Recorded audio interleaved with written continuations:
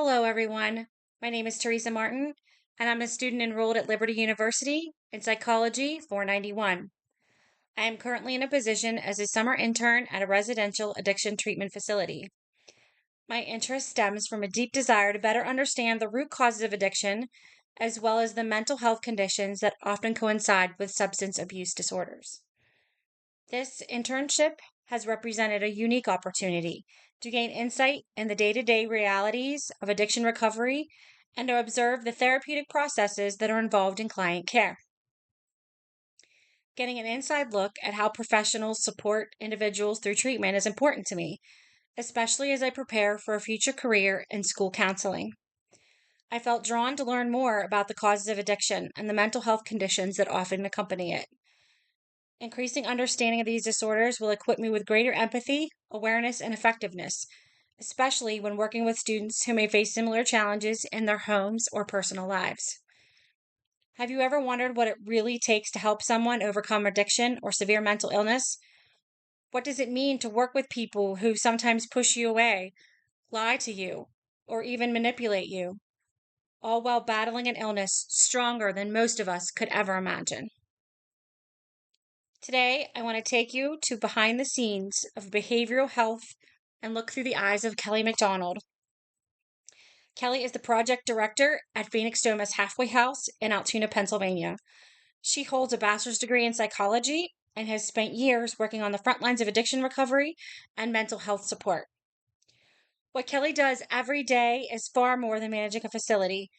She's the steady hand guiding the team, the advocate for people discarded by society, and the guardian hope of residents battling their darkest moments. But it's not just running a building. Kelly oversees the staff, ensuring everyone works as a team to meet residents' complex needs. She also works closely with several agencies, the Department of Drug and Alcohol Programs, known as DDAP, which requires her facility to be licensed and meet strict state guidelines on staffing and operations. Then there's BDAP, the Blair Drug and Alcohol Partnerships. They are responsible for licensure and monitoring compliance locally. Above all of this, there's the Department of Human Services, also known as DHS. They oversee everything to protect residents' rights and well-being. On top of regulatory oversight, Kelly coordinates with Medicaid. This federal program funds much of the treatment, from screening to counseling, medication-assisted treatment, inpatient care, and ongoing support.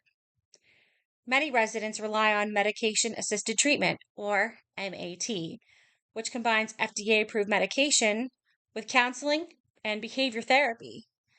This combination has proven effective in improving outcomes. It also calls for a careful balance between clinical experience and Christ-like compassion that sees and serves every person with dignity and grace. Besides these regulatory and funding responsibilities, Kelly also has to audit resident charts, conduct employee performance evaluations, and prepare for inspections from multiple agencies. The weight of these responsibilities is enormous. Ensuring funding, meeting inspections, managing staff, and supporting residents, all while she needs to maintain a safe and healing environment. Despite many administrative tasks and regulatory pressures, Kelly finds the most fulfillment in seeing residents progress and achieve success. She explained that nothing beats witnessing someone who came in struggling slowly regain stability and take steps towards a better life. Those moments of growth and recovery are what keep her motivated. And it's clear that the human connection and potential for positive change are what give meaning to her work. She serves not just with skill, but with a heart rooted in grace, offering others a glimpse at the hope and restoration found in Christ. This work demands an extraordinary kind of resilience. Kelly told me she's had to develop a really thick skin.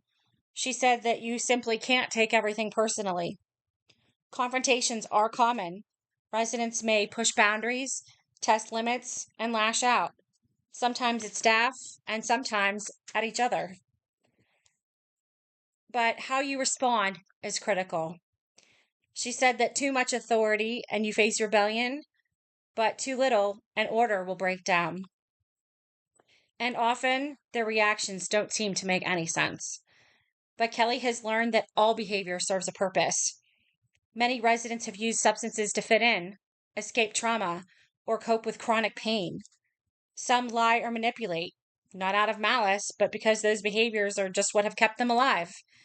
Recognizing this does not excuse bad behavior, but it definitely changes how you respond. Another part of Kelly's work is her commitment to second chances, and this is powerful. She is fiercely committed to this. Many residents relapse. Some are even asked to leave the program for breaking rules, but Kelly has taken them back.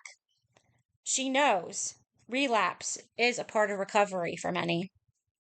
Other facilities might turn people away due to medical complications like diabetes or seizures, and some people when they're facing challenges like gender dysphoria. But Kelly's program is inclusive. She tries to meet people where they are. To stay effective in such a complex environment, Kelly regularly attends trainings and stays updated on local, state, and federal mandates. This constant learning ensures that she and her staff can provide quality care and maintain compliance with ever-changing regulations. Kelly's advice for students wanting to enter this field is candid. This work requires a high threshold for stress. It's emotionally demanding and can be very overwhelming. You need to be committed and open-minded, ready to handle trauma, both in others and sometimes even yourself. And finally, be aware this is not a high-paying field. But if you're in it for the impact, the challenge, and the chance to truly help people, it's incredibly rewarding. What struck me the most during this interview was the profound complexity of working in the field of behavioral health. It quickly became clear that this work goes far beyond managing a facility or ensuring compliance with regulations. At its core, it involves walking a delicate line, balancing empathy with firm boundaries, addressing crisis in real time, and supporting individuals as they take steps to rebuild their lives from the ground up. I was particularly moved by Kelly's approach. Her ability to look beyond difficult behaviors and see the individual, their pain, their potential, and their humanity. This was deeply inspiring to me. She doesn't just offer up second chances, she advocates for them. Even when systems or policy leans towards giving up on people, she has the kind of compassion paired with conviction that creates real change. It's clear that this work requires more than just knowledge. It calls for Christ-like compassion, resilience, and a servant's heart. Witnessing that level of commitment affirmed the calling God has placed on my life to serve others through school counseling. Kelly McDonald's role as project director at Phoenix Domus highlights both the challenges and the deep rewards of working in behavioral health. Her experience reminds us that this field requires strength, compassion, and perseverance. For anyone considering this path, Kelly's advice is invaluable. Be prepared for stress. Stay committed. Remain open-minded. And always remember that your work has the power to make a real and lasting difference in people's lives. As Galatians 6:9 encourages us, let us not grow tired of doing good, for we will reap at the proper time if we don't give up. Thank you.